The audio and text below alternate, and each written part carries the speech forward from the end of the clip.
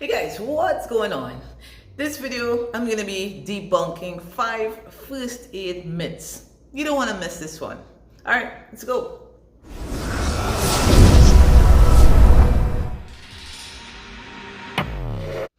Hey guys, so back again, and it's been a little while, but I'm here and we're going to get into a little bit of our first aid debunking myths. Now, when I do first aid classes, I always get certain questions that I have to debunk, and I wanted to share those questions with you today.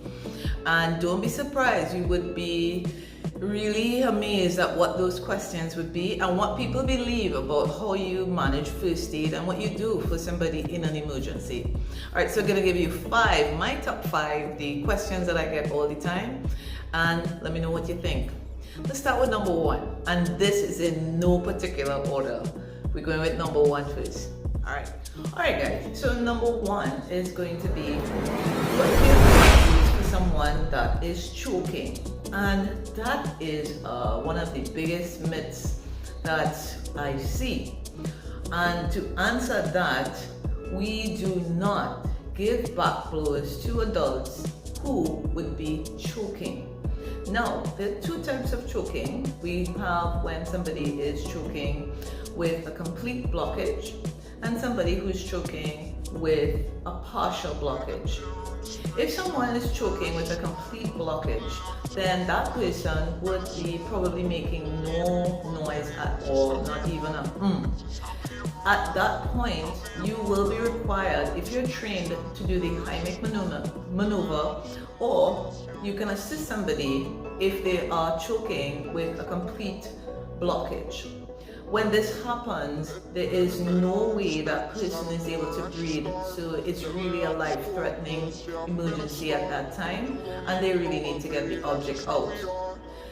You would not be giving back blows to an adult, because that you are now putting the object at risk for moving either up, well, I should say more lower, and probably sticking in a position that the person cannot get out by a natural way, which the body does do, which is coughing.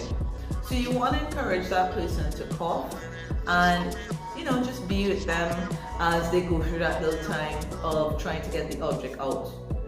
Do not give back blows to persons who are choking, adults. If it comes to infants and children, it's a little different. Alright guys, so number 2 is going to be my all-time favorite, because in Trinidad, I've seen, and working on an ambulance for a number of years, I've seen it all when it comes to persons having seizures. And this myth that I'm going to debunk is we do not put anything in that person's mouth who is having a seizure. Some people believe that when that person is having a seizure, that their tongue is going to be able to go back and choke them. We have this slang where we say, they'll swallow their tongue. But that is not possible. And by you putting something into that person's mouth or trying to push something into their mouth, you're actually trying to do something that can harm them, especially if it blocks off their airway. And their airway is where the air reaches from the nose and the mouth and goes into the lungs. We have a trachea or windpipe that is used for that. So the tongue cannot be swallowed. So there's no reason to try to stop it or, keep it from going back when somebody is seizing. What you can do for somebody who is seizing is just leave them alone. And if they're around any objects or anything that can fall and hit them while they're having that seizure, try to remove it. They will come out of it, and you just need to be there for them. Placing them in the recovery position while they catch themselves is a great way to allow them to get back into that place where they are, responsive and know what's happening and alert. Let's go on to number 3. Number 3, CPR requires mouth-to-mouth resuscitation. And I'm going to debunk that right there. You do not have to do mouth-to-mouth CPR when you're doing, or if you're assisting somebody who is in a cardiac arrest. We now have the ability to do hands-only CPR until further help arrives.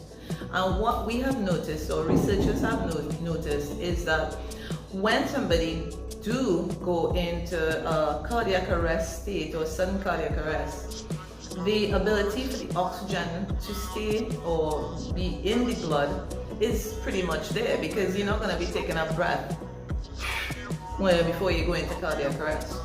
So by you doing compressions only, you are able to help restore circulation somewhat to the vital organs of that person until you get to AD or until further help arrives. So doing mouth to mouth should not be a reason that you don't attempt to help somebody who you may think is in cardiac arrest. Alright, so that myth is debunked. We could do hands only. Don't worry about mouth to mouth.